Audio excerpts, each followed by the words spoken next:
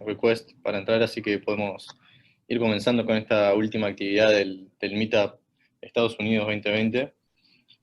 Como actividad de cierre, lo que hemos pensado es volver a traer un panel, el cual realizamos el año pasado en el marco del Qt Business Forum.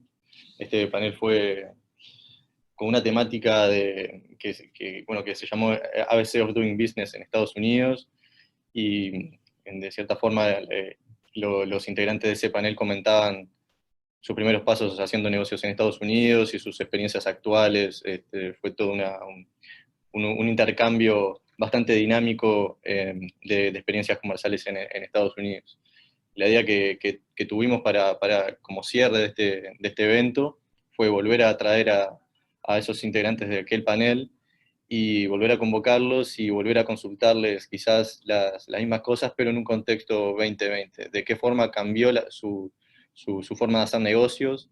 En el año pasado vimos diferentes formas y estrategias comerciales en lo que ellos relataban, y bueno, queremos ver de qué forma fue cambiando eso, si mantuvieron sus estrategias, si cambiaron en algo, en qué tuvieron que adaptar.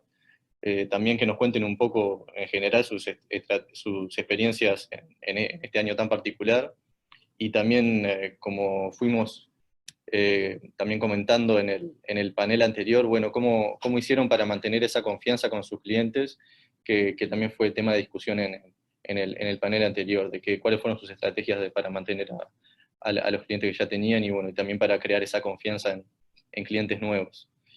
Este panel va a estar conformado por Jorge Corral de Arcano, por Chris Serrón de Bros, por Nico Amarele de Código del Sur, por Gabriel Camargo de Ingenius, y lo va a moderar Carlos Sacri. Le doy la bienvenida a todos ellos, y bueno, muchas gracias por sumarse en este meetup otra vez. Muchas gracias. Así yo le paso la palabra a Carlos. Bueno, muchas gracias, Fede. También agradecerle a los cuatro el tiempo. Y la idea es empezar un poco, si cada uno, con cada uno repasando lo que fue este año.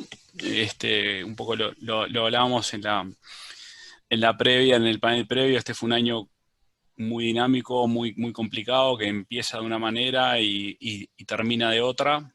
Y bueno, queríamos que nos contaran cada uno de ustedes de su perspectiva, cómo han visto este año, cuál fue su experiencia durante este año, y cuáles piensan que han sido como los principales aprendizajes, ¿no? Entonces ahí, igual que la vez pasada, la idea es irle dando la palabra a cada uno, y vamos rotando el orden en las diferentes preguntas. Así que, si les parece, arrancamos por Gabriel, Nicolás, Jorge y Cristian, y para la próxima pregunta vamos cerrando el orden.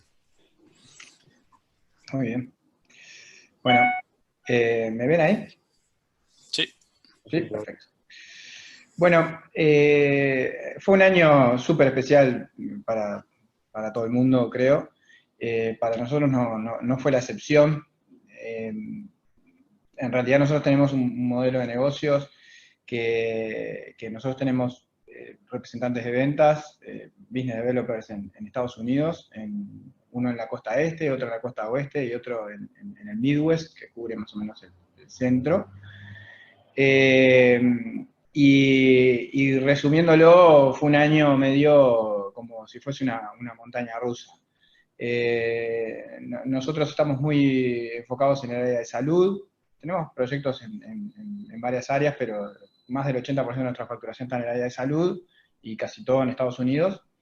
Y lo que nos pasó fue que el último viaje que hice, yo viajo prácticamente todos los meses, estoy 2 semanas recorriendo las oficinas allá, y este año, cuando viajé en febrero, fui a Los Ángeles, y a la oficina de Los Ángeles y a la de Denver, y particularmente en California ya había visto que la situación estaba todo el mundo muy preocupado, muy compleja la expectativa para el resto del año, y que nadie sabía ciertamente qué era lo que iba a pasar.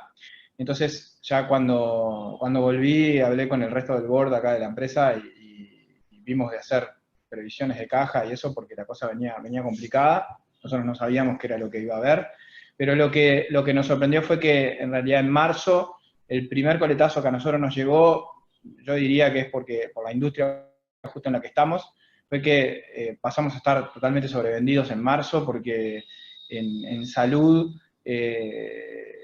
la mayoría de nosotros trabajamos con hospitales grandes y seguros de salud, y empezaron a acelerar un montón de cosas y a tratar de terminar todo lo que se podía, de pasar a atención remota, a telemedicina, tratar de sacar a todo el mundo de los hospitales lo más posible, y eso generó un montón de demandas de un día para el otro, y bueno, y eso, la verdad que nos vino un aluvión de trabajo que nos duró hasta más o menos agosto. La parte compleja fue que ya para marzo nos empezaron a llamar los clientes y a decirnos, mirá, voy a pesar más gente porque necesito sacar todas estas cosas, pero no te voy a poder pagar hasta por lo menos agosto, septiembre, necesito que me reprogrames todos los pagos. Así que nos puso un montón de presión en la caja. Lo que pasó fue que después vino un planchazo, ya para mayo, junio, los clientes, nadie sabía cuánto iba a durar esto, entonces no sabían si tenían que encarar cosas más serias o aguantar con lo que tenían atado con alambre.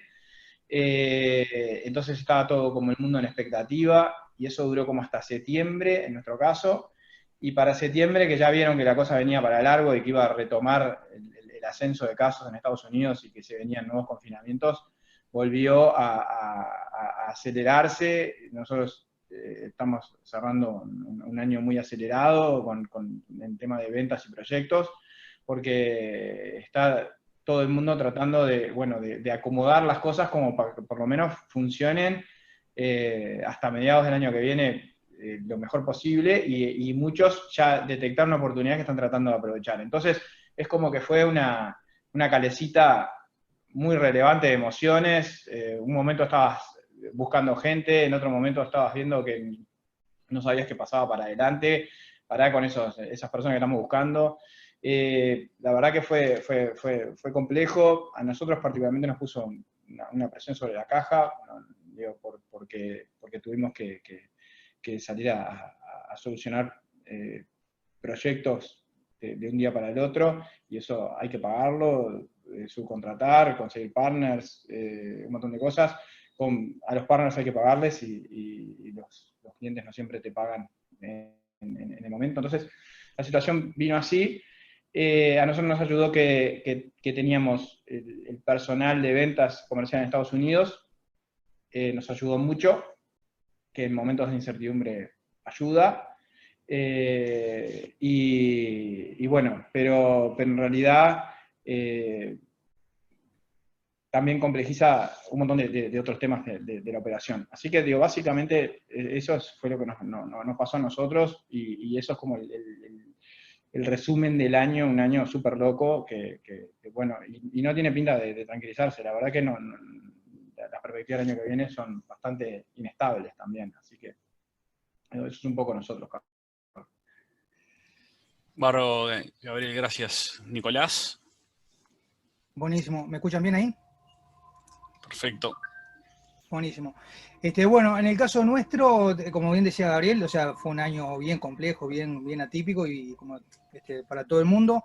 A nosotros, lo primero que tratamos de hacer fue agarrarnos de lo que teníamos. Creo que todos hicimos lo mismo, o sea, de ver de lo que teníamos. A diferencia de Gabriel, a nosotros nos agarró de golpe. Nosotros no somos una empresa muy de planificar o de mucho plan, y la verdad nos agarró como bastante de golpe. En ese sentido fuimos bastante ingenuos, y de un día para el otro nos encontramos con una pandemia mundial que en el montón de cosas que pensás, una de esas es qué va a pasar con los negocios, con tus clientes y con ese tipo de cosas. Así que bueno, ahí una de las cosas buenas, que siempre trabajamos bastante para que así sea, y creo que en esta pandemia donde, digamos, dijimos, bueno, el esfuerzo que hicimos en todos estos años valió la pena, es justamente la diversificación de industria, ¿no? O sea, de clientes en principio.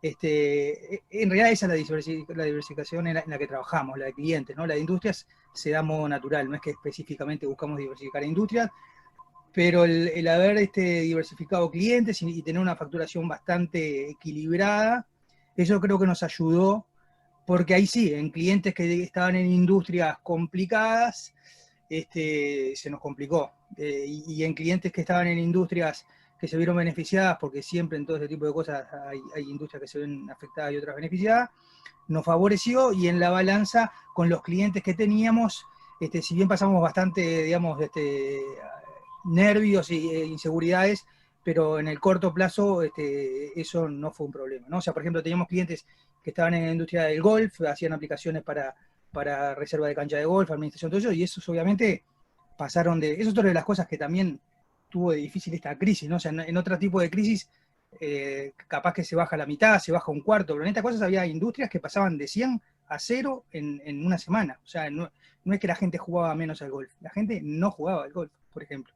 Entonces, bueno, eso ahí nos afectó bastante en esos clientes dependiendo de esas industrias, y después otras industrias, como nosotros trabajamos para Grab, creo que es una empresa muy grande de lo que es delivery. Bueno, esa empresa, por la dinámica y la naturaleza de la pandemia, se vio fortalecido, nos aumentaron los equipos. Entonces, bueno, ahí logramos un balance que nos hizo pasar susto, pero en el corto plazo fue bastante, digamos, balanceado. Eso es un poco más o menos lo que fue en nuestros primeros 3 meses, ¿no? Y lo único que nos importó fue enfocarnos en mantener lo que teníamos, ni hablábamos ni pensábamos en estrategias de cómo crecer o ese tipo de cosas. Y bueno, después sí, después de julio por ahí, la cosa se volvió como a normalizar. O sea, creo que si bien nuestra industria siempre es una industria muy, muy atípica, muy única, y que te diría que tiene muchísimos beneficios, muchísimos pros, en esta pandemia creo que también ha sido una de las industrias que en el mediano plazo va a ser favorecida. Y bueno, esta última mitad del año, digamos, ha sido más parecida a un año normal, digamos, de crecimiento, de conseguir nuevos desafíos, nuevos proyectos, y bueno, y permitirnos a nosotros enfocar en eso también, que por 3, 4 meses no nos enfocamos para nada. Así que bueno, eso creo que es un poco el resumen de lo que fue este año para nosotros y lo que hemos aprendido en esta época tan loca. Gracias, Nico. Jorge. Bueno, sigo. Gracias. Bueno, yo creo que en mi caso, como para hacer un poco de resumen de las empresas en las cuales estoy más vinculado, Arcano y Connexio, lo que más impactó fue el hecho de que la prospección ya no la puedes hacer haciendo viajes y generando esa confianza, y sobre todo con las primeras reuniones, ¿no? En un evento o en un viaje mano a mano o en un viaje de negocios. Y por eso también, y seguramente va a surgir en el resto de la charla, ¿no? Como que dependiendo de la penetración previa que se haya tenido en el mercado de Estados Unidos, junto con la estrategia de go-to-market, o sea, en el caso de Gabriel, por ejemplo, que ya tiene vendedores allá, o en los otros casos que no tenemos o que se basan más en marketing digital, yo creo que a mí por lo menos lo que más me impactó de cerca fue la dificultad de esa prospección remota, ¿no? Porque además lo que hubo fue como una democratización, por ponerle un término positivo, una democratización de la prospección remota. Porque antes el que tenía algún, no sé, podías invertir, no sé, 3, 4, 5 lucas en un viaje comercial, y ya desde el vamos podías prospectar diciendo, che, no sé, el mes que viene voy a estar por ahí en la ciudad, bla, bla. Ahora, eso es imposible, entonces estás casi en igualdad de condiciones con 2 o 3 pibes que están, no sé, en el garage, ¿no? Que pueden más o menos hacer un pitch prolijo, copiando y pegando, y prospectando por LinkedIn. Entonces, fue un desafío, y sigue siendo un desafío para los que estamos como en ese medio, ¿no? En donde no te llegan todos los días inbound por marketing digital, y tampoco tenés vendedores con presencia local en Estados Unidos, ¿no? Entonces, como que ese espectro de prospección remota se complicó muchísimo, muchísimo. Y también yo creo que eso se sumó a una dificultad que ya venía creciendo, de que es obtener resultados o obtener conversión en la prospección en frío, ¿ah? O sea, como que esto lo exacerbó más todavía. Y algo que sí estoy viendo es que todo esto como que genera, por un lado, mucho más necesidad de profesionalizar el outreach comercial que hacemos desde acá en forma remota. Mucho más. O sea, obvio que siempre era importante hacerlo bien, pero ahora es higiénico hacer una prospección remota impecable, ¿tá? Porque todo el mundo lo está haciendo. Y por otro, la relevancia que empezaban a tener los eventos virtuales. Porque por más que no es lo mismo que el evento físico, pero genera cierta cercanía, ¿no? Y no es lo mismo hacer un contacto inicial en un chat, en un evento o en un room virtual, en donde son capaz que 20, 30 o 40 personas, que mandar un mail en frío, ¿no? O incluso para los follow-up posteriores, del estilo, no te pude contactar en tal evento. Entonces, como que te obliga a ser más creativo en formas de buscar cercanía, tratando de diferenciarte de ese mar rojo que es lo que es hoy la prospección en frío, ¿no? Yo creo que en mi caso lo que más me tocó de cerca fue eso. Gracias, Jorge. Y Cristian, cerramos contigo esta primera ronda. Bien, totalmente de acuerdo con lo que decía Jorge, un poco relacionado a que nosotros también somos una empresa pequeña y que nuestro mayor diferencial era el hecho de poder ir para allá bastante seguido. Yo generalmente estaba en un ritmo de 3, 4 veces por año tratando de cerrar cosas allá, y si bien muchos negocios empezaban en las conversaciones virtualmente, el hecho de poder estar allá era un diferencial a la hora de transmitir esa confianza que cuando es un cold reach no hay forma de transmitirla. Y también el tema de la democratización. Por otro lado, nosotros lo que nos pasó es que nuestros clientes, según donde estaban, tenían que actuar distinto, y por supuesto según la industria. Nosotros estamos con clientes que están en la costa este, oeste y también en el sur de Estados Unidos, y veías claramente, como en el caso de California, donde hay un lockdown y donde el coronavirus pegó muy fuerte de entrada, hubo una situación de pánico momentáneo, pero de pánico al fin, donde muchas empresas no sabían cómo reaccionar.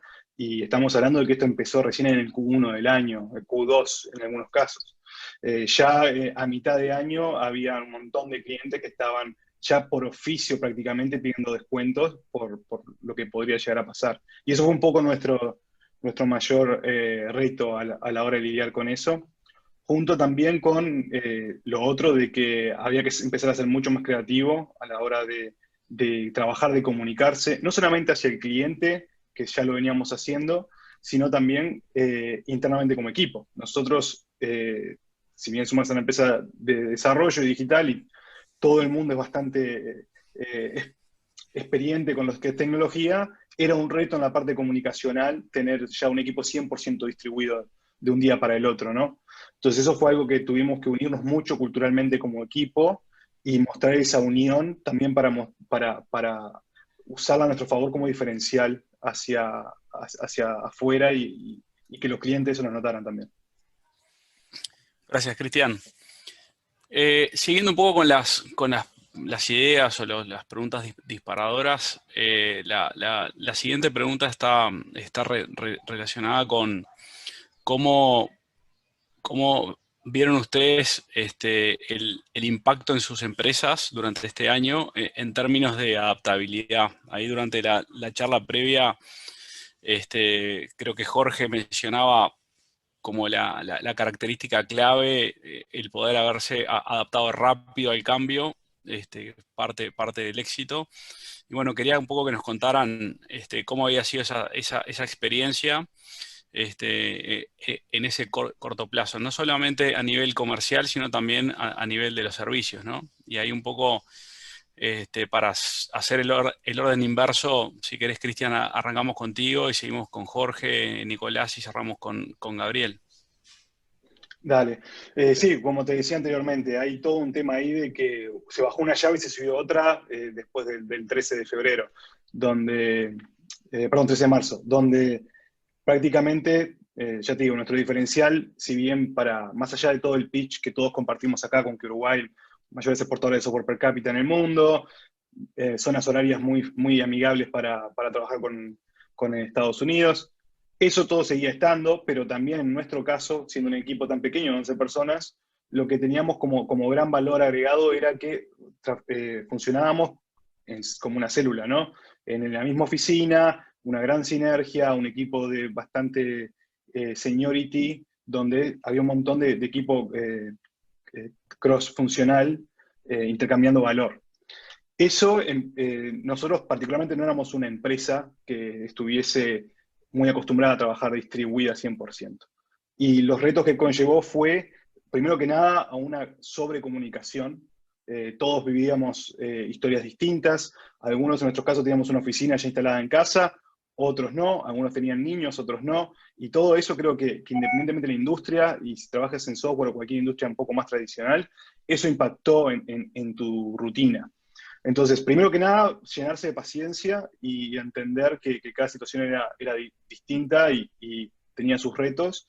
Y luego la sobrecomunicación, no solamente entre el equipo para mostrar la unión y para poder un poco compensar esa falta de sinergia y de ósmosis que se formaba en la oficina, sino también para darle tranquilidad al cliente, ¿no? De que por más que estuviésemos todos trabajando en nuestra casa, era lo mismo que todos los días, era la misma fluidez en las stand-ups, misma espontaneidad y mismo valor que cuando estábamos todos trabajando como una célula anteriormente. Y bueno, eso creo que también ayudó muchísimo que nuestros clientes tuvieron que vivir lo mismo y, como decían también antes, de democratizarlo, ¿no? Ahora, por suerte, si algo nos deja esto, es que si bien hay mucho más challenges a la hora de vender y tener que ser mucho más innovador, también se han bajado muchas varas en lo que es requisitos a la hora de contratar overseas, a la hora de contratar fuera de Estados Unidos.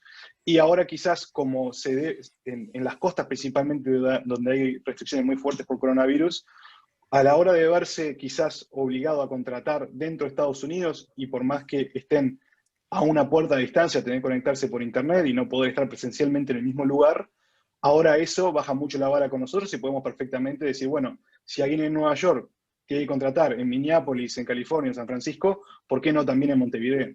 Entonces, por ese lado ha sido muy positivo. Gracias, Cristian. Jorge. Bueno, sigo. Cuando Chris hablaba del 13 de marzo, no me voy a olvidar con quién estaba tomando un café ese 13 con él mismo. La última reunión normal que tuvimos en mucho tiempo. Tal cual. Y también para hacer un paréntesis con el tema de delivery, también en los casos que estoy más cercano, tanto en Arcano como en Conexio, ya veníamos con un delivery más global en Latam, y bueno, y sin duda este año lo profundizó más, o sea, porque si ni siquiera dentro de Montevideo íbamos a estar juntos, bueno, ni que hablar que si nos quedaba alguna duda o alguna reticencia en seguir profundizando el delivery distribuido, ya se nos fue cualquier miedo y cualquier preocupación, sumado a la presión que hay para conseguir gente acá en Uruguay, ¿no? Y lo de la adaptabilidad y también flexibilidad que vos decías, Carlos, sí, yo creo que más allá de lo obvio, ¿no? Bueno, de las adaptaciones obvias, yo creo que también este tipo de situaciones como que nos plantea un desafío para el modelo de gestión en sí, ¿no? Como para el paradigma, para revisar un poco qué paradigma de gestión o de management estamos haciendo. Y yo creo que todavía venimos muy encasillados en un paradigma de management que es bien de control, de predicción, de mucha planificación, y no es que lo denoste o no digo que esté mal, pero un sacudón así, literalmente de un día para el otro, o del viernes al lunes, ya no poder volver a la oficina y tener que hacer 1.000.000 de cambios, sí o sí tenés que tener a mano esa flexibilidad, esa adaptabilidad y ese aprendizaje rápido, ¿no? Entonces creo que también, tratando de ver un poco lo bueno de toda esta tormenta, creo que pone en cuestión un poco ese modelo de gestión o ese paradigma de gestión mucho más estructurado que veníamos viendo hasta ahora, ¿no? Buenísimo. Nico. Bien.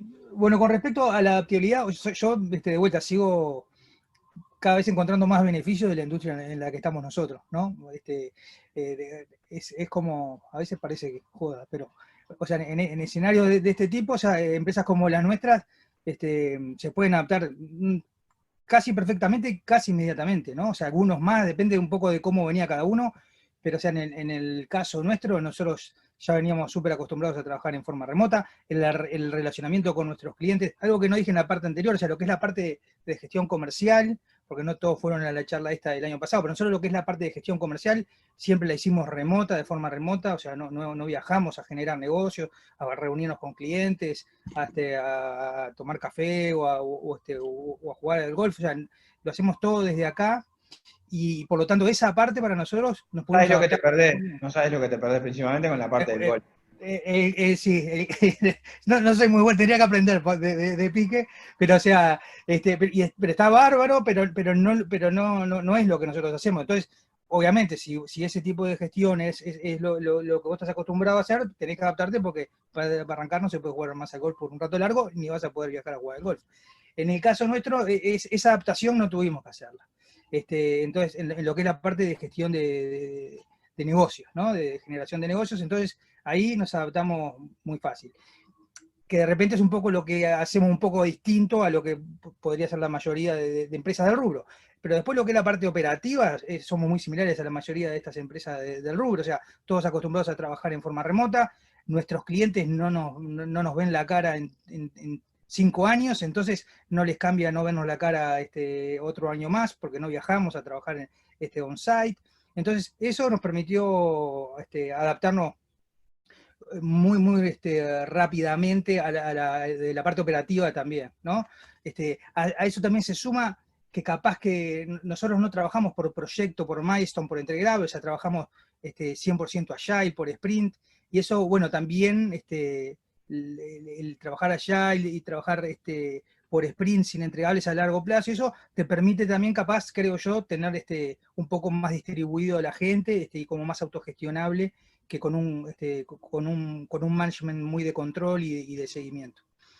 Entonces, eso, creo que seguimos disfrutando de los beneficios de una industria, creo yo, que es única, donde básicamente adaptarse a esto significa que cada uno se quede con la notebook en su casa, en lugar de tener que venir con la notebook a la oficina. Sí, es un poco más o menos con respecto a cómo nos adaptamos este año nosotros. Buenísimo. Gabriel.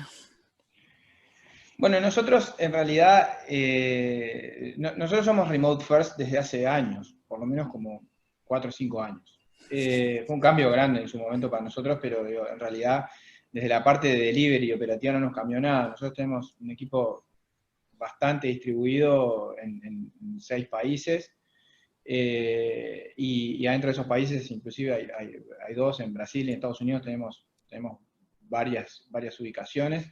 Entonces nunca, o sea, para nosotros no nos cambió nada porque ya veníamos acostumbrados a ser 100% remotos desde esa perspectiva, o sea, las oficinas las tenemos y las seguimos teniendo por si la gente iba, pero en realidad todo lo que son procesos y mecanismos de gestión, operativos, de auditoría, siempre fueron descentralizados y no tenían que ver con la presencialidad. Entonces, de esa perspectiva no nos cambió nada. Nosotros, creo que la parte de adaptabilidad, a nosotros, donde nosotros la sufrimos, y acá creo que voy a cambiar un poco la pisada de la conversación, porque se había vuelto un poco sobre la operativa. Nosotros donde nos tuvimos que adaptar fuerte fue en la parte comercial. Porque en la parte comercial, como yo les conté al principio, nosotros trabajamos con vendedores, business developers, que están muy metidos en las comunidades de las ciudades donde nosotros estamos. Comunidades de emprendedores, comunidades de directores de hospitales, comunidades de encargados de tecnología de seguros, de salud, y obviamente eso se mueve a través de meetups, eventos, reuniones, cámaras, ¿no? Que no corren más. Entonces, para nosotros, por un lado, fue un hándicap positivo porque a la gente se le complicaba conocer nuevas personas que fueran proveedores de tecnología en ese tipo de ámbitos, por lo menos con la confianza que tenían con nosotros, de que nos conocían personalmente, de que tenemos gente que está en esas ciudades, o sea, tenemos un vínculo real. Entonces, desde esa perspectiva, nosotros salimos ganando porque ya nos conocían, tenían confianza, cuando las cosas eran mal, las papas queman, vos vas y caés con la gente que vos conocés y que vos ya operaste o que conoces a alguien que operó. Entonces, de ese lado nos ayudó mucho, pero por el otro lado nos tuvimos que adaptar porque ese modelo, en un modelo en el que vos no podés ir a eventos presenciales como estábamos acostumbrados a ir, o sea, nuestros vendedores iban a eventos locales, ¿no? Eran parte de la comunidad, estaban todas las semanas haciendo cosas con estas personas, eso ya no se podía hacer más, entonces todo lo que tiene que ver con negocios nuevos, las relaciones o sea, los negocios que vienen de relaciones que vos todavía no generaste, no estaban sucediendo. Entonces, este año nosotros lo que tuvimos que trabajar fue muy fuerte en todo lo que es tratar de acomodar el cuerpo en lo que es marketing digital, que para nosotros siempre fue un canal extremadamente secundario. Nosotros quisiéramos trabajar, no sé cómo trabaja Nico, de esto lo vengo diciendo hace años, Nico se ríe, pero digo, totalmente basados en la parte digital a nivel comercial, pero para nosotros no ha sido nuestro modelo y seguimos trabajando para mejorar en eso. Creo que mejoramos un montón este año y mejoramos mucho en el inbound, no en el outbound, seguimos aprendiendo, pero digo, la verdad es que esto por un lado nos puso la presión de tener que trabajar eso y poder mejorarlo, porque si no nuestros canales de generación de nuevas oportunidades y de nuevos relacionamientos estaban muy acotados en este contexto. Y por otro lado, también nos dio el tiempo, toda esta situación nos dio el tiempo y el foco, ¿no? Y organizacionalmente definimos las estrategias como para priorizar de una vez por todas el trabajo en todo lo que tiene que ver con marketing digital, y avanzamos, probablemente en este año, avanzamos lo que no hemos avanzado en 5 años, que lo seguíamos procrastinando para atrás, porque de última lo presencial funcionaba, ¿no? Entonces, creo que la adaptabilidad por nuestro lado vino más por el lado de tratar de mejorar todo lo que tiene que ver con canales digitales en lo comercial, que era algo que la verdad que éramos muy eficientes históricamente, y bueno, y este año nos tuvimos que poner serios, nos tuvimos que poner las pilas, y bueno, y encontramos no solo las razones, sino también el alineamiento en la organización estratégico como para poder hacerlo y hacerlo bien, y estamos muy contentos. Pero digo, vino por ahí. También nos agarró de que el incendio operativo, o sea, nosotros ya operábamos totalmente remoto, entonces ni siquiera tuvimos que mirar eso, no hubo nada para hacer ahí, ¿no? Entonces, ese fue el desafío para nosotros. Gracias, Gabriel. Esta sería la última pregunta de lo que fue el 2020, antes de entrar a lo que piensan hacer en 2021. ¿Cómo, este es un tema que se tocó en el panel pasado y que es un tema interesante para hacerlo remoto? El panel pasado teníamos personas que estaban y que vivían en Nueva York y en San Francisco. Pero la pregunta es, ¿cómo trabajaron la confianza con los clientes durante este año, ¿no? Es decir, ¿cómo lograron mantener esa relación con clientes que ya tenían, y después cómo construyeron la confianza con clientes nuevos que fueron surgiendo a través de estas estrategias que fueron armando, ¿no? Entonces ahí empieza Nicolás, y después sigue Jorge, Gabriel y cierra Cristian. Muy bien, arranco. Y bueno, ahí voy a repetir un poco lo mismo, o sea, no tuvimos, en ese aspecto nosotros no tuvimos que crear mucha cosa nueva para mantener la confianza en los clientes actuales. Nada, es más de lo mismo, seguir como siempre, digamos. Ahí mínimamente lo único que tuvimos que hacer distinto es, digamos, es contactar a los clientes para decirles, vos, ahora vamos a estar todos trabajando remoto, cualquier cosa que veas, cualquier cambio que veas en lo que entregamos, estamos ahí, pero es lo único, ¿no? O sea, como un monitoreo con el cliente ante un escenario un poco distinto, que bueno, ya no trabajamos más oficina remoto, sino 100% remoto, y bueno, y nos fue muy bien, y todo el feedback que recibimos de los clientes siempre fue súper positivo, así que en esa parte no tuvimos que hacer mucho para ganar más confianza. Y en la parte de desarrollo de nuevos clientes, de nuevos vínculos de confianza, también no tuvimos grandes cambios.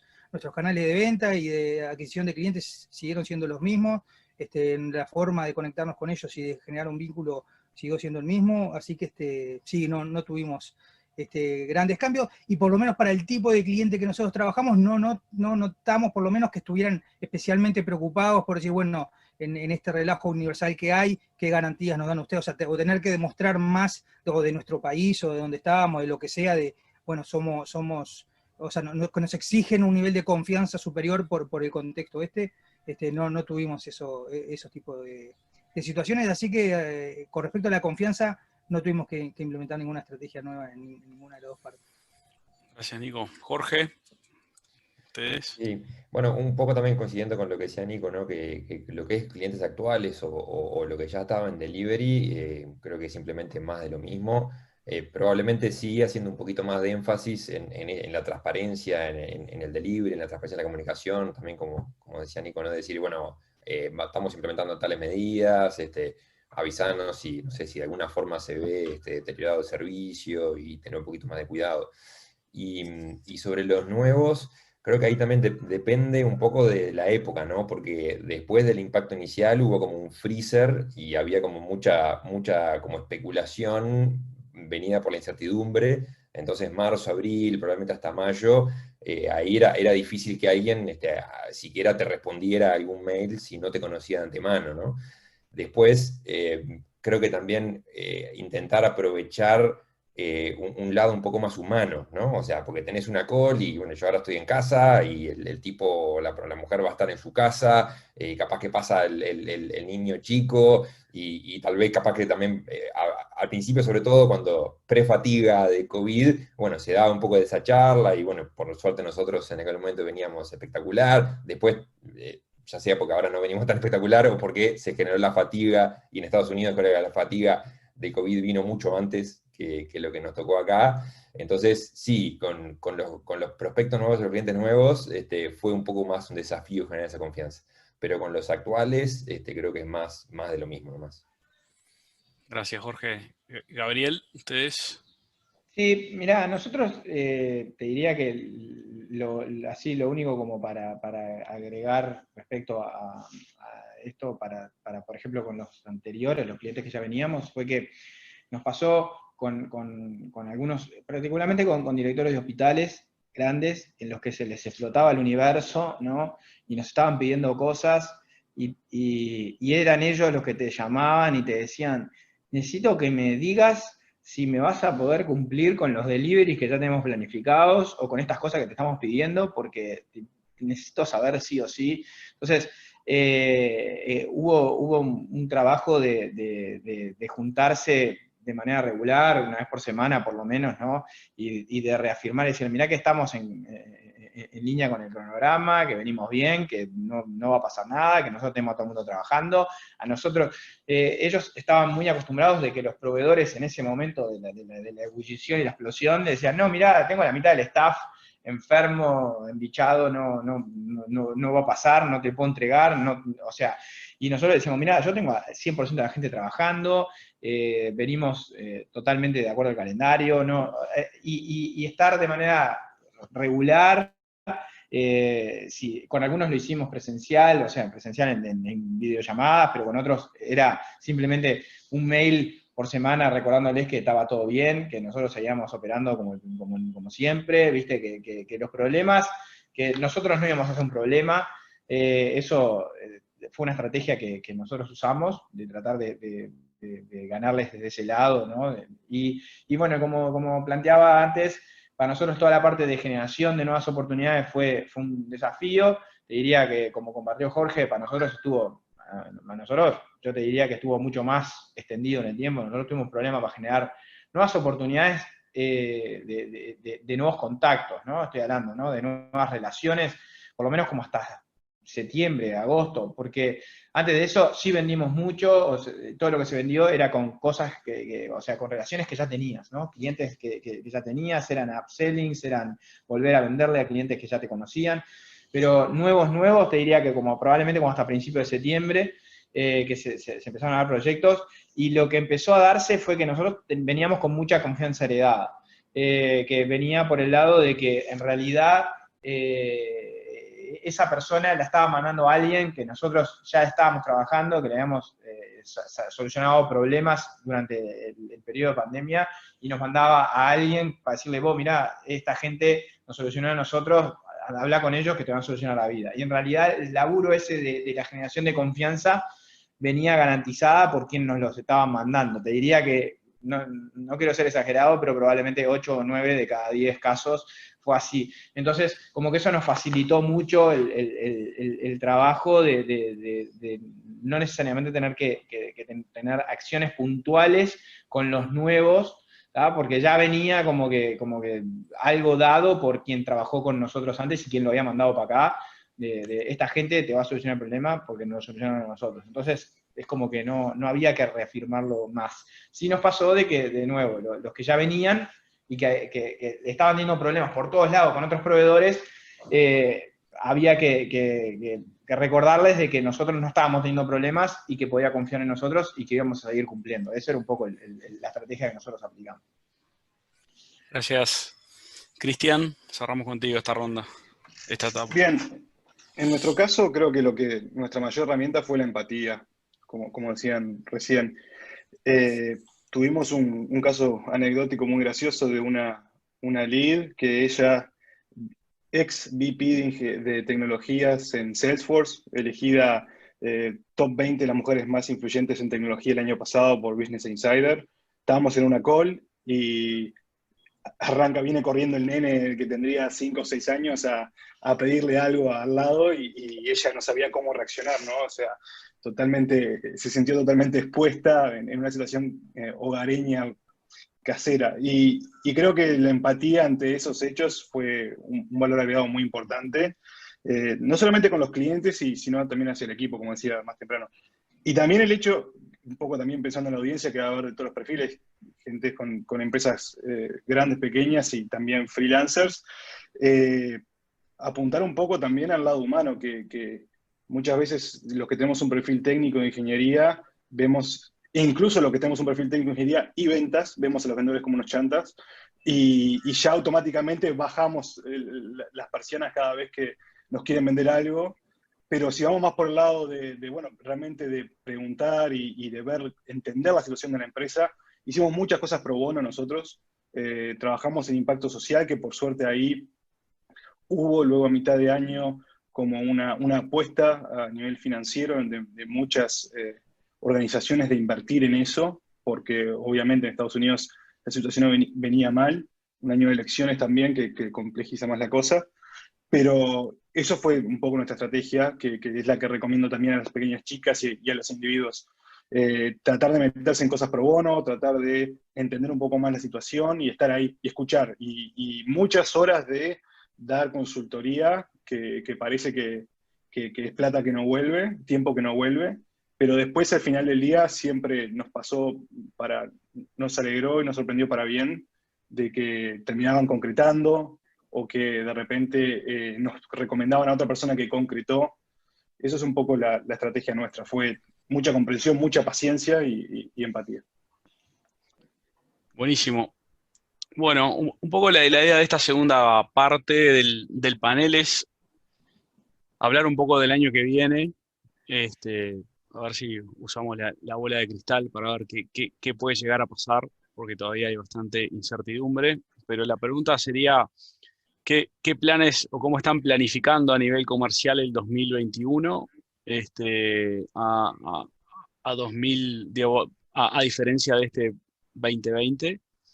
A nivel de estrategia comercial, a nivel de asistencia a eventos, si visualizan alguno, hay una pregunta del panel que ya nos hicieron, si están visualizando algún evento o la reactivación de los eventos en el 2021 en Estados Unidos. Así que bueno, sería una pregunta, planes comerciales 2021, y arrancamos por Jorge, si te parece. Bueno, me toca empezar con la bola de cristal. Qué lindo fardo, ¿no? A ver, yo creo que la primera reflexión es que falta, que esto falta. Incluso que, bueno, que ahora se va a empezar con el esquema de vacunaciones en Estados Unidos, pero imaginemos que el rollout para vacunar a más de 300 millones de personas, la logística que eso implica, va a llevar un montón de tiempo, Entonces, yo esperaría que el Q1, Q2 sean una continuación casi literal de lo que ha venido haciendo este fin de año. Con respecto a los eventos, y también, por supuesto, haciendo futurología, yo esperaría que eventos como tales, ni siquiera de los grandes, o sea, los grandes ya no los imagino para el año que viene, pero tampoco o sea, me cuesta imaginarme eventos medianos incluso para el año que viene, tal vez Q4 con mucho viento en popa. Entonces, lo que me imaginaría para el año que viene es tal vez empezar a retomar algunos viajes de prospección comerciales bien como puntuales, punto a punto, ¿no? O sea, voy a una oficina con todas las medidas, etcétera, después voy a otra o tomo un café con alguien, y incluso así lo esperaría para tal vez para Q3, de vuelta, intentando jugármela un poco con las fechas, ¿no? Pero, y bueno, y también un poco retomando algunas cosas que decíamos en las preguntas anteriores, seguir perfeccionando esas estrategias de outreach, seguir perfeccionando y terminando de implementar mejores planes de inbound y de marketing digital en general. Y bueno, por ahí va mi comentario. Gracias. Cristian. Bien, yo creo que hay muchas cosas que pasaron que llegaron para quedarse. En lo que es el trabajo distribuido, va a ser muy difícil. Ya de por sí era muy complejo la contratación acá en Uruguay. Esto ya no es un perk del contrato, ya no son el pelotero y los chirimbolos que uno ofrece, sino que es algo que prácticamente ad hoc, ¿no? O sea, no podés hoy en día, empresas de software en Uruguay no ofrecer un modelo que sea remote first para trabajo y distribuido. Entonces, creo que hay muchas cosas que al principio nos fue un sacudón, que vinieron, que se van a quedar. Google anunció en julio ya de que no pensaban ni abrir la oficina hasta febrero del año que viene. Creo que el hecho de que cambie de año es un evento simplemente solar. No, esta sensación va a seguir por un tiempo. Eh, y capaz que sí, capaz que cosas más pequeñas, como bueno, viajar para poder de repente volver a poner esa pata ahí en el cierre, en la etapa de closing, puede ser algo que quizás a mediados, fin del año que viene, también sin ningún argumento, más que nada jugando a la bola de cristal. Pero bueno, yo no veo que muchas cosas cambien. Quizás un poco más una continuación de lo que pasó en este último cuarto del año, que es un acostumbramiento. A que decir, bueno, esta es nuestra nueva realidad. Ya hay montones de presupuestos o proyectos que se descongelaron y que se volvieron a atacar o que se reempensaron. Creo que el que no pudo sobrevivir el cambio ya está y se adaptó a otra cosa ahora y se movió.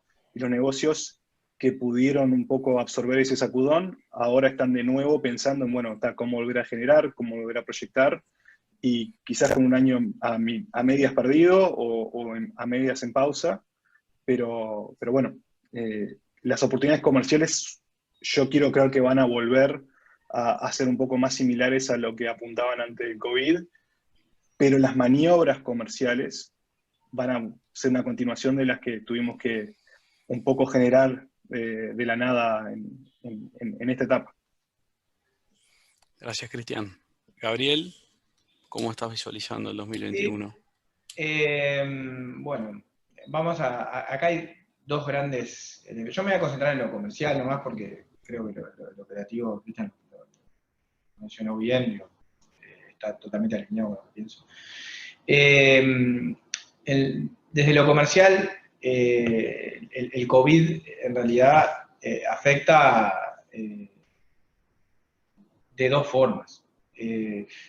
Para quienes están basados en el marketing digital no los afecta tanto, entonces digo, no creo que les cambie demasiado. Pero aquí esto en realidad está afectando a quienes tienen algún modelo presencial o al menos en alguna parte de su proceso comercial.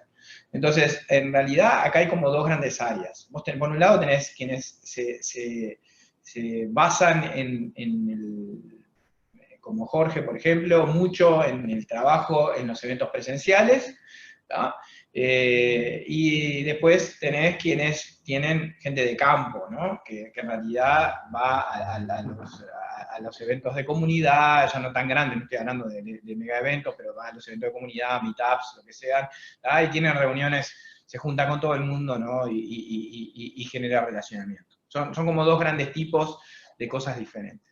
Yo creo que los eventos presenciales los grandes, si hay, van a haber recién para el Q4 del año que viene, ¿no? Hay mucha gente en Estados Unidos haciendo mucha fuerza para que vuelvan, y hay muchos inconscientes que van, pero y algún tipo de evento presencial está habiendo. Lo que está pasando es que las empresas están mandando personal de segunda o tercera línea a esos eventos y van, ¿no?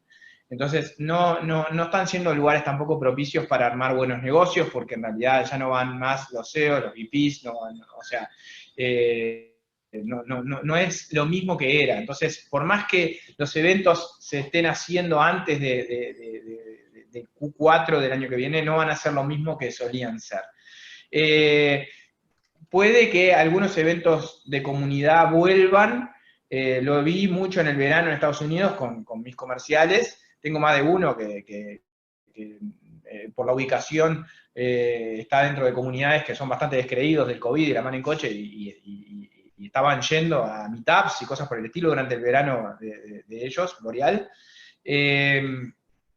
Y bueno, va a depender mucho de los lugares, pero del todo no se están dejando de hacer. Pero de nuevo, yo creo que en realidad para recuperar lo que nosotros entendemos como eventos, tenemos que mirar recién para finales del año que viene como masivos e importantes y relevantes. Creo que puede que, dependiendo de la casuística y la locación, puede que determinadas regiones de Estados Unidos vuelvan antes, si son comunidades de personas más jóvenes o lo que sea, que le están mostrando bastante menos miedo en los Estados Unidos.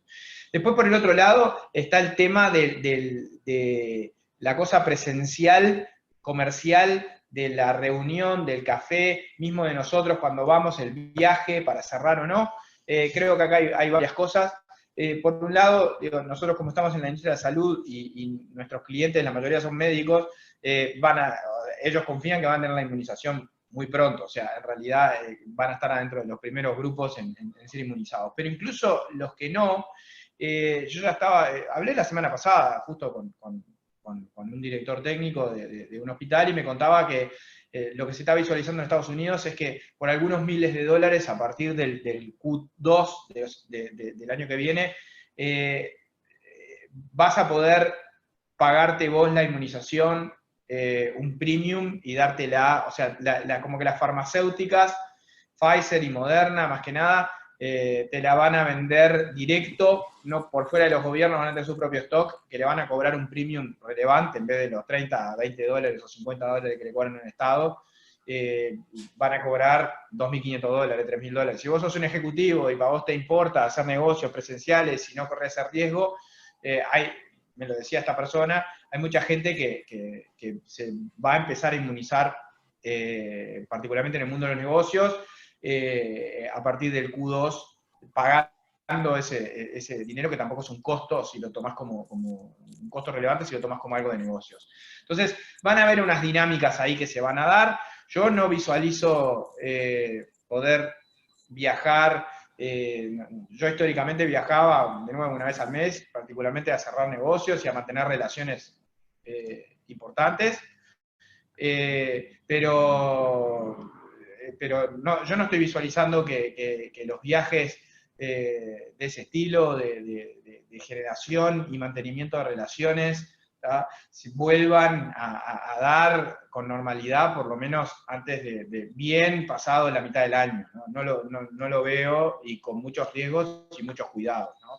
Digo, obviamente es diferente lo que hablaba Jorge, de ir a tomar tu café con uno, con determinados controles, requerimientos, que además no hay que olvidarse que la mitad del año nuestra va a ser verano de ellos, entonces va a poder ser en ambientes abiertos, en mejores espacios, entonces eso va a dar como para que haya posibilidad de cierta resumida a ese nivel para mediados del año que viene, pero de nuevo, va a ser tibio, no, vamos a estar lejísimos de lo que era. O sea, los negocios, volver a los negocios que teníamos, yo creo que hay que pensar por lo menos en 2022. Gracias. Y, Nico.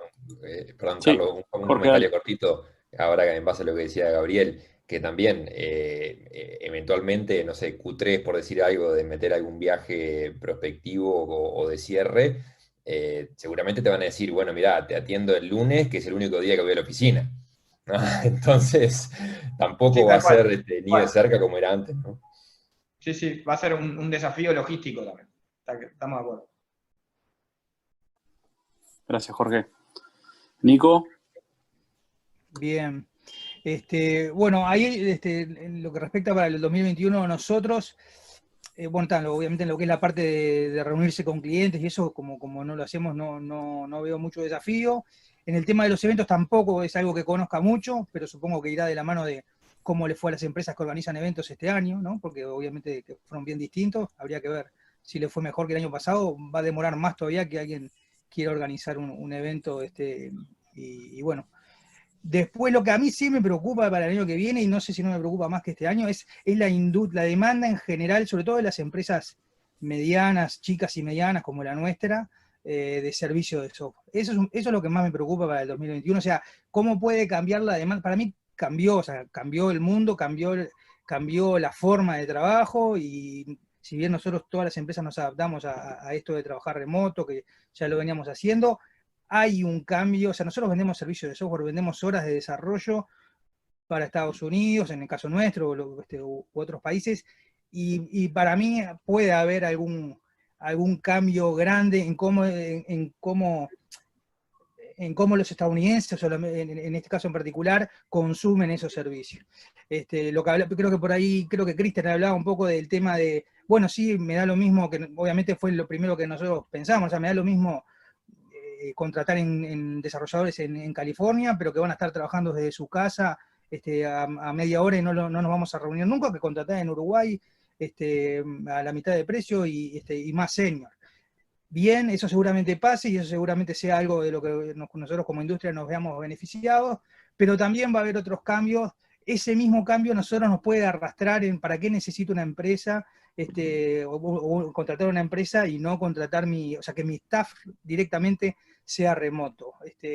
Entonces, para mí ese es el desafío más grande nosotros como empresas de servicio de software medianas que nosotros tenemos el 2021, y creo que no va a ser poco desafío. Esa es mi expectativa para el 2021, y para nosotros como empresa de servicios de software para Estados Unidos es donde se va a cortar el bacalao y donde nos podemos beneficiar por un lado, y bueno, obviamente vamos a tratar de enfocarnos ahí, en beneficiarnos de eso, de lo que antes nos decían, no, pero igual también hay un tema que ni siquiera, el tema del cambio remoto está bien y nos facilita, pero por lo menos a nosotros lo que nos pasa es que hay un tema contractual directamente. O sea, no es que no nos contratan porque no confían, es porque no pueden, porque esos inversores no les dejan contratar afuera. Entonces, esa limitante creo que va a seguir estando, porque es un tema como legal, por decirlo de alguna forma, o de riesgo de la inversión, y ahí no creo que cambie mucho.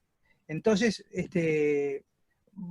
no tengo tan claro qué tanta más demanda puede llegar a darnos ese tema de, bueno, me da lo mismo contratar en local que contratar remoto, y a su vez la significancia de la empresa de servicios como tal, para mí, puede llegar a estar amenazada dentro de este nuevo paradigma de trabajar. Como decía, creo que también Cristian, o sea, obviamente a nosotros también nos abre puertas, sobre todo lo que es la contratación de gente, donde de Uruguay es una demencia conseguir gente talentosa, y bueno, también nos abre puertas. Nosotros en ese aspecto creo que fuimos de las empresas más o menos del tipo nuestra, de 100 personas, fuimos siempre bastante Uruguay, Uruguay, Uruguay. Y bueno, en esta pandemia, algo de lo nuevo que hemos hecho es empezar a mirar afuera, contratar afuera. Pero bueno, para mí el año que viene va a ser un año capaz que hasta un poco más complicado que el 2020 para nosotros en ese aspecto. No tanto en cómo generar negocio, cómo generar confianza, sino qué va a pasar con la demanda.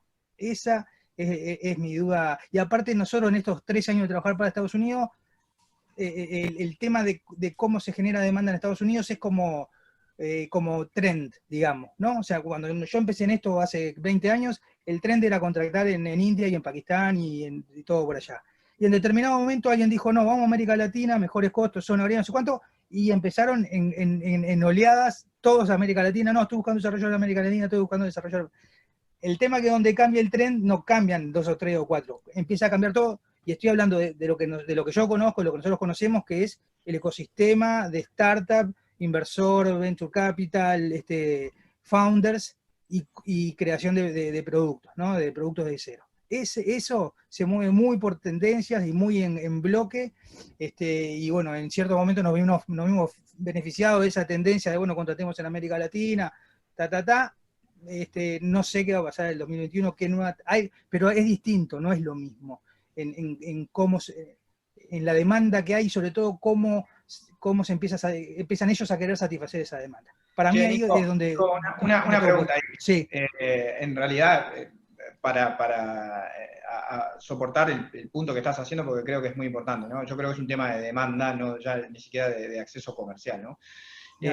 Ahí hay algo muy... Yo estoy totalmente de acuerdo contigo, creo que le tengo bastante miedo al año que viene desde la perspectiva de la demanda, ¿no? Pero además hay 2 temas que son fuertísimos y a mí me preocupan, que digo, uno es, este año gran parte de la demanda, o hubo mucha demanda, por lo menos en nuestro caso, que fue de soporte del cambio de la situación COVID y la mano en coche o de tratar de capturar oportunidad puntual que había ahora, ¿no? Pero el año que viene no va a estar, o sea, es como que eso ya fue, ya se hizo, ya se soporta, ya esa demanda se atacó o no, ¿viste? O sea, ahí hay un tema. Y está el otro tema también, que quiero ver cómo vos visualizás el tema de post-COVID y sin esa demanda, y también el tema de cómo visualizás vos la parte del cambio político que hay, que es una inestabilidad bastante relevante, ¿no? Que pueda afectar, yo creo que particularmente a quienes están vinculados al capital más de riesgo, ¿no? Digo, no creo que tanto a las empresas establecidas, a los que le venden empresas mid-size o lo que sea, no van a tener tanto drama, pero aquellos que están enfocados a venderle a quienes levantan capital, yo creo que con toda esta incertidumbre que se está generando, digo, por temas sanitarios y políticos, nos puede afectar. ¿Vos cómo lo ves eso? Y bueno, y sí, esa es una muy buena pregunta, porque nosotros al principio de todo, de vuelta, nosotros trabajamos para esa industria, ¿no? La industria de capital de riesgo. Entonces, como todos sabemos, en escenarios riesgosos, allá al riesgo per se que tiene crear una startup, agregarle el riesgo de un mundo que no sabe para dónde va a disparar, pensamos que se iba a ver afectado. Ahí lo que creo que pasó, o que aprendimos, es que realmente el capital de riesgo le gusta arriesgar. ¿Me explico? O sea, entonces el capital de riesgo, en situación de riesgo, arriesga. Y eso es bueno para nosotros, ¿me explico? O sea, siguieron habiendo ideas en un contexto de riesgo, obviamente la mayoría enfocados en esa cosa, con gente dispuesta a invertir, porque es como eso, ¿no? Como arriesgo mucho y gano mucho, ¿no? Entonces, en esa parte, yo no sé si va a haber mucho cambio, pero el tema es que nunca sabés con esta industria de inversión y de capital de riesgo. Pero yo te diría, y basándome en esa experiencia donde no se detuvo los proyectos nuevos, si se direcciona, obviamente se direccionaban a, bueno, más cosas, hacer remoto lo que es presencial, como bien vos decís, lo de la salud, esas ciertas industrias, pero yo no vi ahí una detención del capital de riesgo. Y con respecto a la parte política en sí, en realidad nosotros la mayor incertidumbre la tuvimos antes, ¿no? Cuando en el cambio grande que hubo con Trump, ahí sí decíamos, bueno, ¿qué va a pasar? También nos sorprendió para bien en que no hubo mucho cambio en lo que es la inversión. Entonces, a mí eso no es lo que más me preocupa, que deje de haber inversión en lo que es ventures de riesgo. A mí lo que más me preocupa es para cómo esa industria va a abastecerse de recursos, que es de lo que vivimos nosotros. Cómo esa industria se va a abastecer. Y esa industria se abastece por tendencia. Entonces, para mí van a seguir teniendo la misma impronta de nuevos proyectos, porque son arriesgados y no creo que en un escenario de riesgo mundial disminuya. El tema es cómo cambiaron cosas y cómo se van a abastecer. ¿Se seguirán abasteciendo de empresas de software de Latinoamérica?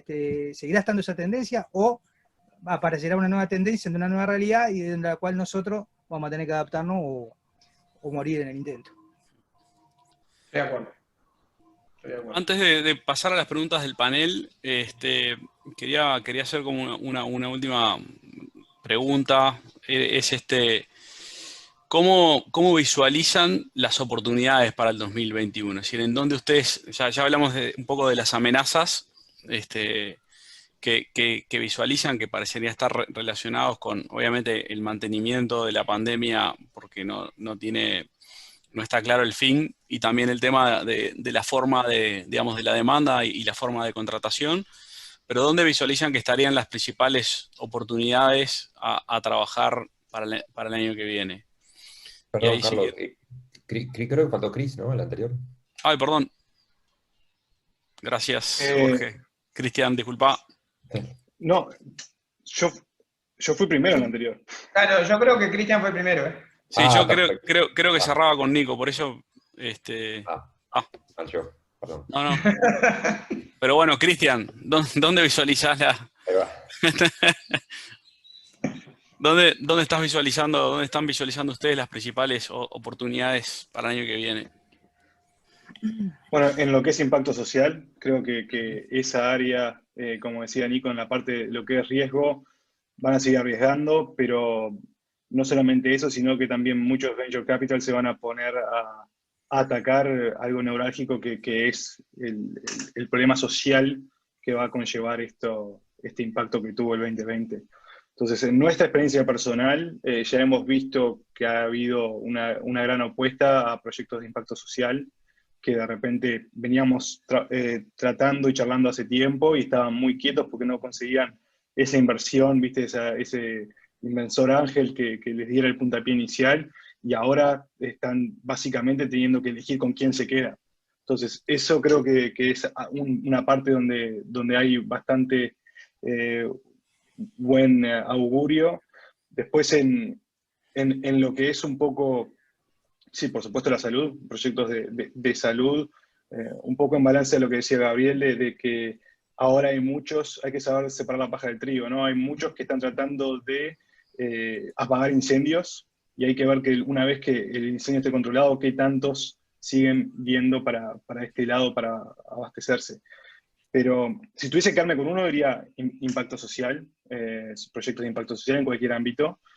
Eh, y sí, ahí van todas mis fichas. Gracias. Nico. Estoy ahí. No.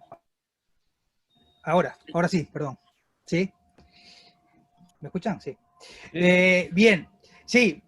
Creo que estamos todos de acuerdo que una gran oportunidad es el sector de la salud y todo lo que es no presencial, ¿no? O sea, hay sectores que han crecido. Nosotros tenemos, por ejemplo, un cliente en lo que es industria online, educación online, perdón, y bueno, recibieron $100 millones de inversión. O sea, ahí hay una ebullición en todo lo que es cosas no presenciales, traslado de cosas presenciales a remoto. Ahí es donde hay que enfocarse. Para nosotros, un poco lo que decía antes, ¿no? O sea, para mí la gran oportunidad está en atacar a los que antes te decían no, solo acá, el que no el contractual, el que no puede por acuerdo porque los inversores no lo dijo, sino el que no le gustaba, el que le gustaba juntarse a tomar café, y el que le gustaba tener a coso ahí y charlar de fútbol americano con el cliente en la oficina. A ese que no lo tiene más en la oficina para charlar de fútbol americano y que nosotros le cobramos la mitad, esa para mí es la gran oportunidad, o por lo menos lo que nosotros visualizamos, a donde vamos a apuntar, ¿no? A ese que antes te decía, no, sí, pero no, porque quiero acá, quiero local, no, Uruguay no sé ni dónde queda.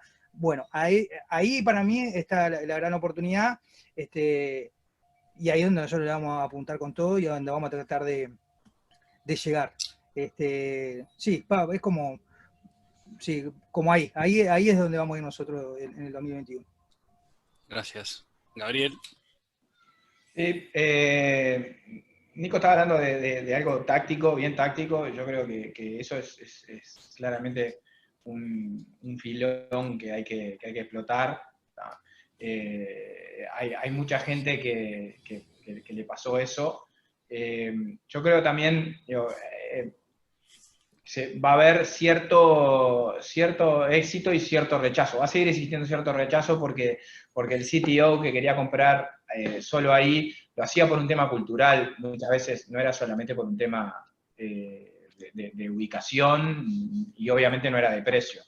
Entonces, es por un tema cultural de confianza muchas veces ni siquiera es en la educación o en el talento, sino que confianza en este loco no me va a robar el código, yo sé que mi propiedad intelectual está segura, se maneja bajo mis reglas si tengo algún problema, o bajo mi ley, o sea, hay un montón de factores ahí que juegan, que son prejuicios culturales más que nada, que hay muchos que van a poder ser convertidos y evangelizados a hacer outsourcing, y otros que van a seguir metidos en esa, pero igual creo que con los nuevos que se van a abrir, van a haber muchísimas oportunidades. Ahora, ya yendo a algo más de espacio tecnológico, o sea, de dónde están ya a un nivel más macro y no tan táctico, las oportunidades, yo creo que vamos a seguir viendo oportunidades en lo que tiene que ver con remotización de procesos y tareas, principalmente en todo lo que tiene que ver, nosotros lo estamos viendo a nivel industrial, tareas que no se pensaban en remotizar, hoy se están remotizando, ni que hablar en el área de salud, lo que fue este año fue demencial y va a seguir siendo el año que viene, tirando gente para afuera de los hospitales, o sea, de cosas que no es necesario que vayan. Y digo, eso va a seguir creciendo y va a seguir creciendo en un montón de ramas, y ahí van a haber oportunidades. Y después, ya yendo a cosas más elevadas y tendencias que vemos crecer, en este 2020 se vio ya crecer de manera muy fuerte y creo que va a seguir creciendo, va a ser mucho más fuerte también en el 2021, todo lo que tiene que ver con Deep Learning, por lo menos, de nuevo, yo puedo hablar mucho por el área de salud porque es donde nosotros tenemos, o sea, estamos muy enfocados ahí desde hace muchos años, y bueno, pero digo, nosotros lo estamos viendo cada vez más, lo que es inteligencia artificial y particularmente Deep Learning en todo lo que tiene que ver con análisis de grandes volúmenes de información para mirar para atrás años de estudios médicos y poder sacar patrones, poder sacar relaciones que no estaban vistas, poder determinar, no sé, nosotros estamos haciendo cosas como tratar de ayudar a los neurocirujanos a encontrar el mejor camino para remover un coágulo sin tener, o teniendo los menores cantidad de side effects, de efectos colaterales o secundarios después de la operación, que requieren una cantidad impresionante de procesos de información.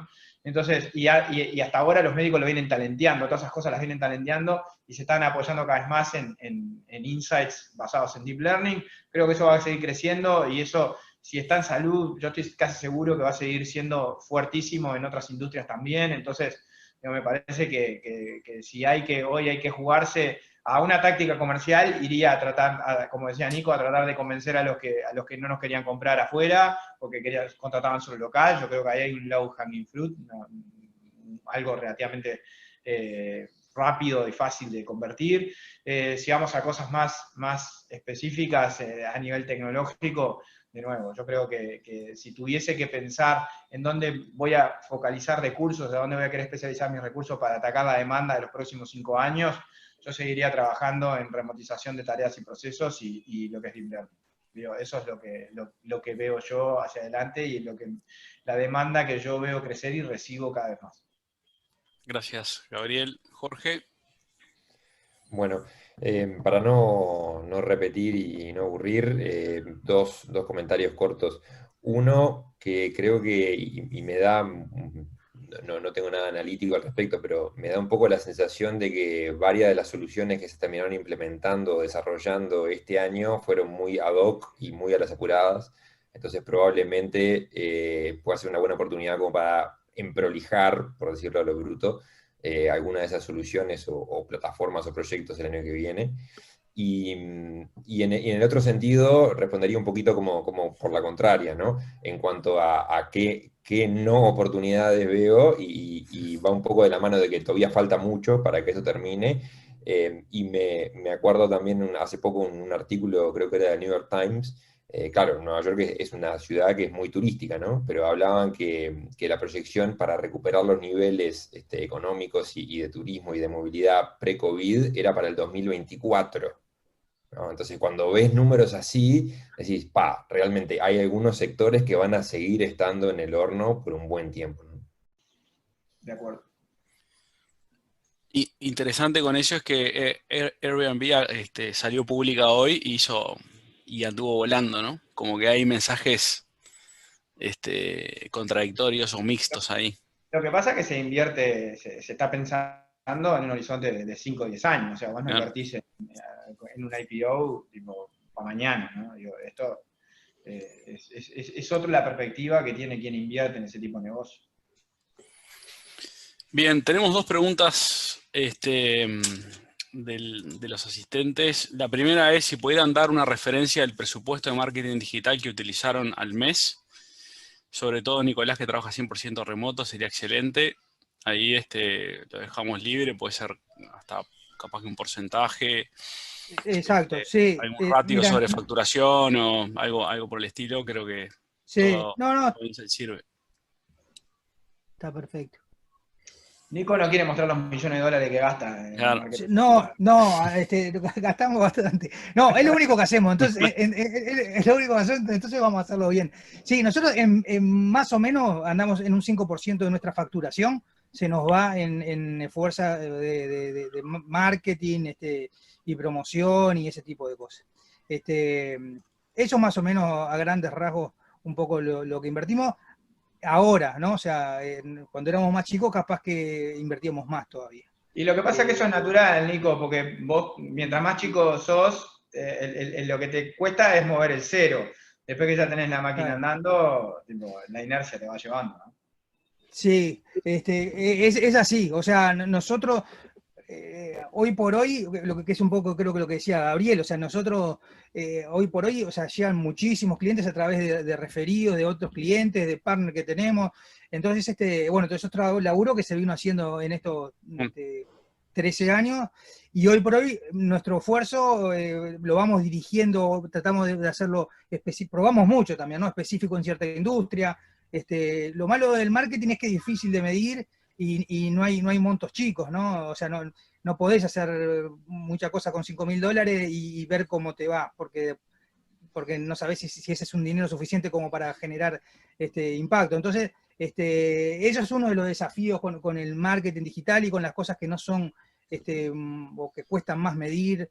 Pero bueno, sí, por ahí es un poco de lo que gastamos en 2020, un 5% de lo que facturamos. Bien. Y por último, alguien pregunta si tuvieron que aplicar cambios de tarifas en relación al 2019. Si fue un proceso que se tuvo que hacer o no. No sé, alguien ahí, el que quiera levantar la mano. Yo les cuento, digo, en realidad nosotros tarifas las cambiamos para arriba. O sea, los clientes viejos los mantuvimos, pero los nuevos subimos la tarifa. Lo que sí hubo en detrimento fue que fue bastante común tener que cambiar condiciones de facturación, planes de pago con clientes que ya tenían deudas, ¿viste? Reacondicionar esas deudas, ¿viste? O sea, todo ese tipo de cosas pasaron. Gente que nos compró y nos dijo, te vamos a acumular deuda hasta septiembre y ahí veremos.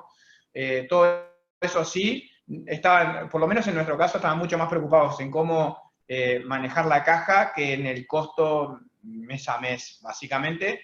Esa fue nuestra experiencia. Lo cual, tipo, tiene otro tipo de desafíos, ¿no? Digo, son acciones, vos cómo reaccionás a si vos cambiás los precios, ¿tá? O si tenés que cambiar las condiciones de pago, son como que cosas muy diferentes como vos tenés que acomodar el cuerpo en la interna de la operativa. Esa es nuestra realidad, pero hoy creo que Cristian mencionaba de que tuvo un montón de clientes que te negociaron el precio, ¿viste? A mí me llega un cliente, me negocia el precio, le pago la cámara y me voy. O sea, no mirá que fue muy común. Con varios colegas lo hemos charlado y te diría que estamos de acuerdo que para algunos fue una maniobra estratégica cuasi napoleónica, pero capaz que también, te diría que vos sos más la excepción, Gabriel, me animo a decir, capaz que por las industrias que manejás, pero yo con muchas agencias con las que trabajo, colegas y amigos, todos tuvimos esta charla de catarsis de, che, parece joda, me están llamando cada 2 días a pedirme una rebaja. No sé ahí qué opina el resto del panel. Eso es jodido, digo, sí, cuando te pasa eso, porque en realidad ahí te complica. ya no es un problema financiero, pasás a tener un problema de flotabilidad operacional, ¿no? Digo, digo, es mucho más difícil de solucionar. El otro es un problema de capital, básicamente, ¿no? Entonces, digo, la verdad es que por suerte yo no lo tuve, yo no las dejo tener esas conversaciones, porque ya cuando veo que alguien viene con esa cosa, tipo, o sea, si alguien viene con esa, directamente lo que hago, viene en ese tono de conversación, lo que le digo es, mirá, no, yo lo que te puedo hacer es agarrar, vos me decís, estás complicadísimo, yo te puedo agarrar y decir, mira, por 2 meses yo te regalo un recurso para sacar tal problema que a vos te va a sacar del pozo, o lo que sea, pero la tarifa no te la voy a bajar, pero ni lo saco a escopetazo. O sea, yo soy como medio determinista porque creo que si entras en esa vuelta, ¿viste? Siempre terminas mal, ¿viste? O sea, y creo que el problema es muy difícil de solucionar de vuelta, porque cuando te empiezan a tocar el revenue, o sea, vos después tenés que tocar para abajo, ¿no? Y tus costos son fijos, vos no podés variar para arriba hacia abajo, ¿no? Digo, es como pero capaz que justamente esa propia negación que yo tengo, ¿viste? Que les caigo con la plancha, no he dejado que pasen esas cosas, y pueda que haya mucho también del tipo de la industria también, ¿no? La industria de salud creo que ha sido muy, o sea, ha estado muy revuelta, pero no le ha pegado como a la mayoría de las otras, ¿no? O sea, si vamos a mirar el turismo o el transporte o lo que sea, tipo, obviamente creo que hubiesen sido otras las situaciones ahí, ¿no? Hubiesen estado en otras situaciones. Pero digo, bueno, esa es un poco mi experiencia. Nosotros lo que nos pasó fue más de caja que de revenue. Bien. ¿Alguien más? ¿Algún comentario? Si no, Ahí agrega un poco, a nosotros nos pasó lo mismo que a Cristian, y sí, pero o sea, yo soy medio como Gabriel con respecto a, no, rebaja imposible. El tema es que cuando te entran a pedir varios juntos, y por una razón entendible desde el punto de vista realista, ¿no? O sea, lo que le decía el cliente que vende sistemas para canchas de golf, o sea, la gente no jugaba al golf, me explico, no era, atrás de él no estaba la intención de sacar un mejor negocio para él. Para él estaba en juego la continuidad de todo su emprendimiento. Sobrevivir. ¿No? Porque no sabían... Claro, entonces en ese contexto, y dependiendo mucho de la forma, ¿no? O sea, tuvimos que renegociar tarifas con 3 clientes capaz, que no es algo que nosotros hagamos nunca, pero bueno, era tan excepcional la situación que así lo ameritó. Entonces, pero eso también dependió mucho. Y después también estaban los que estaban de vivo, y este cliente que yo le digo que trabaja para la industria online, que vos sabías que era una industria que iba a florecer, y todavía no habían recibido esos 100 millones de dólares, pero sabía que era cuestión de tiempo, y te venían a negociar la tarifa. Bueno, a eso no se la negociamos. Entonces, bueno, hay de todo, ¿no? Y lo que les decía hoy de las tendencias, también empezó, en el mundo de las startups, empezó a circular el tema de no hay contratos escritos en piedra, ¿no? Entonces todos agarran esa ley que alguien inventa, y entonces te empiezan a negociar los contratos porque no hay contratos escritos en piedra. Entonces, ese es un problema también con un ecosistema que sigue tendencias y reglas y cosas. Impecable. Jorge, ¿algún comentario sobre eso?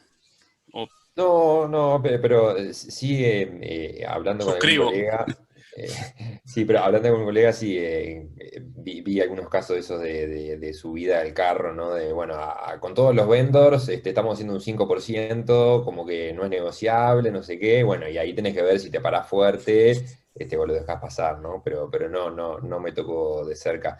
Y de hecho, claro, la casuística es infinita en todas las empresas, ¿no? Pero en algún caso, al revés, o sea, algún rate que ya tenía prorrateado algunos viajes, en la medida que no se dieron, en realidad digo mucho más rentabilidad del proyecto, pero esas cosas son como súper casuales, ¿no? Sí.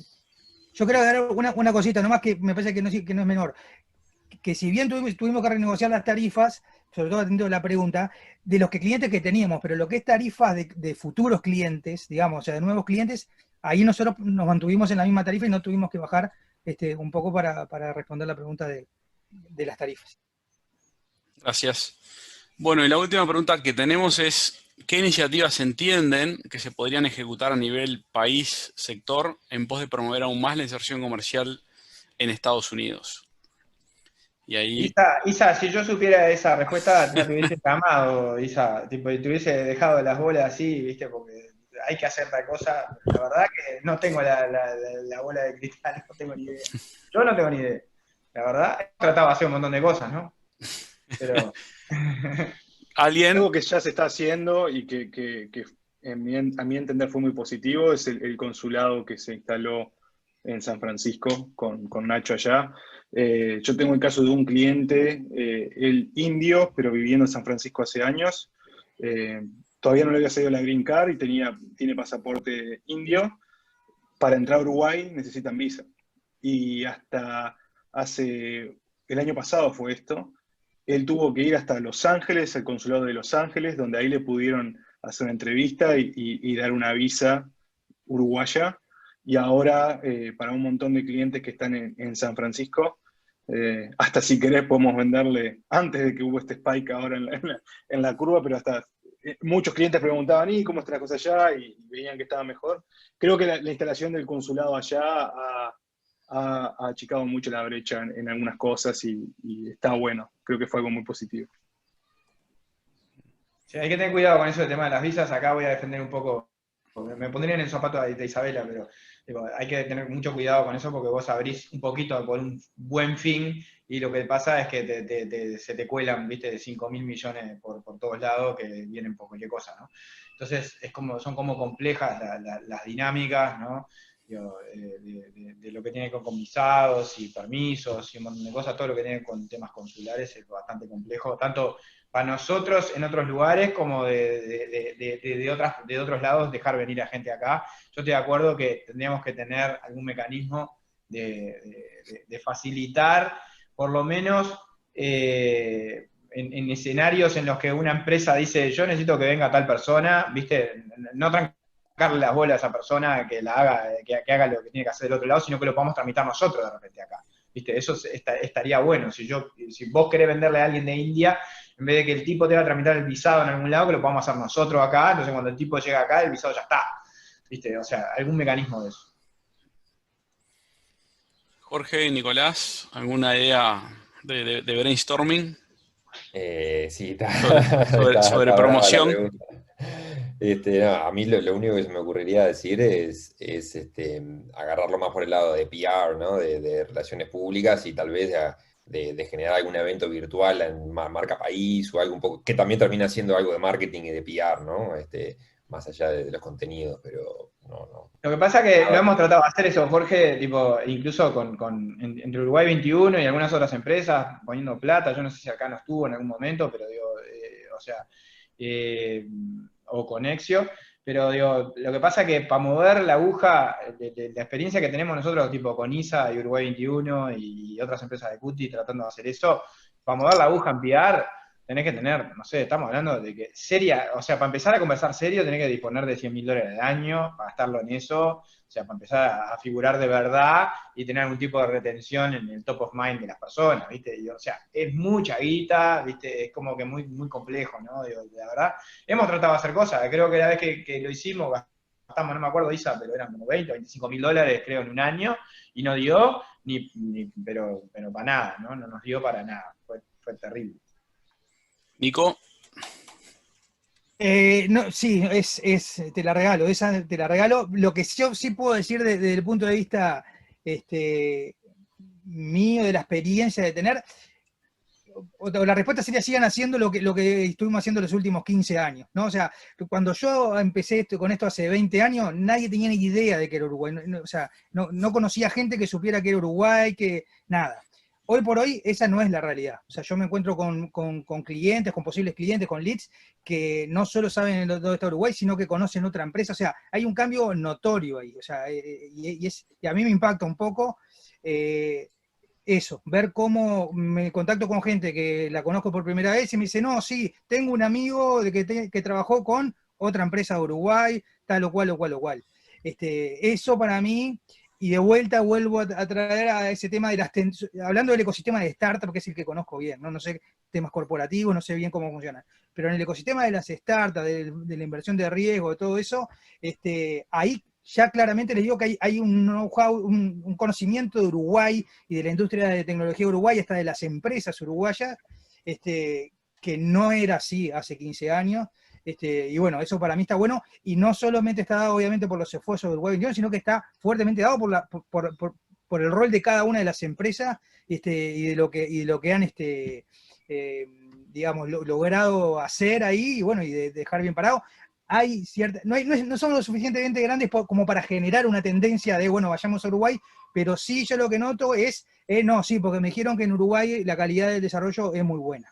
Eso para mí tiene un valor muy grande, y para mí apalancarse en esas tendencias que se generan en el ecosistema de esa startup, para mí no es poca cosa. Así que eso es un poco lo que puedo ver, así que sigamos haciendo lo mismo. Ahí preguntan, PR localizado en San Francisco, es dado que Estados Unidos es muy grande para tener más impacto. Sí, yo creo que eso que dice Guille está en la tapa del libro, o sea, siempre, y de hecho con Isa creo que lo hemos hablado 1000 veces, o sea, siempre que se haga alguna iniciativa hay que hacerlo muy geolocalizado. San Francisco es un lugar, el problema también tenés mucha competencia, yo creo que puede ser Los Ángeles, puede ser Dallas, puede ser cualquier otra ciudad grande también, no tiene por qué ser ahí, porque es muy difícil, ¿no? Pero digo, si a mí me apuran a esto que dice Guille acá de PR localizado en San Francisco, yo pondría PR haría una marca país, Uruguay Deep Learning, lo que sea, con tremendo sitio, mucho marketing digital y PR, ¿viste? Pero muy enfocado. Yo que me gustaría a mí, digo, y esto a mí no me ayuda, ¿no? Digo, o sea, pero agarremos, no sé, a Triolabs o yo qué sé, cualquier empresa que esté muy enfocada y que haga solo eso, pero digo, y que nos mantenemos todos atrás y que la empujemos, de decir, bueno, lo que tenemos que hacer es asociar Uruguay, si queremos hacer algo país, sector, tenemos que asociar país, lugar, a una tecnología o una tendencia. Yo sería algo así como deep learning, inteligencia artificial muy amplia, ¿no? Pero digo, sería algo como muy específico y nos asociaría a esos, y que la gente cuando diga Uruguay es tal cosa, y cuando piense en esa cosa, piense en Uruguay, ¿no? Digo, iría por ahí, yo creo que ese sería como el rompehielo. Si tuviese 200 lucas para quemar en tratar de hacer una estrategia, ¿no? Digo, eso sería como que algo que yo probaría. Hay una cosa también que no es menor, que siempre hablamos de Nueva York, San Francisco, Los Ángeles. Está Minnesota, está Milwaukee, está todo el Midwest ahí, que hay muchas cosas para hacer y están bastante desabastecidos en el buen sentido. O sea, uno siempre que piensa en Estados Unidos no tiene que pensar en las costas únicamente o capaz que en Austin, Dallas, Houston, sino que también está toda esa otra parte que está en oferta y todavía. Buenísimo. Bueno, creo que estamos en la hora. Agradecerles a los cuatro por la información que han compartido. Creo que se termina el día con muchas ideas. Y bueno, también agradecerles a todos los que han participado, a la Embajada de Estados Unidos en Uruguay, que nos dio el apoyo para armar este meetup y estuvo presente. Así que bueno, gracias y bueno, y esperemos que el próximo lo podamos hacer presencial, físico, reeditar el QT Business Forum en el 2021. ¿Ah? Bueno, muchas gracias. Muchas gracias por Bueno, la gracias por la invitación. Gracias. Chau, chau. Chao.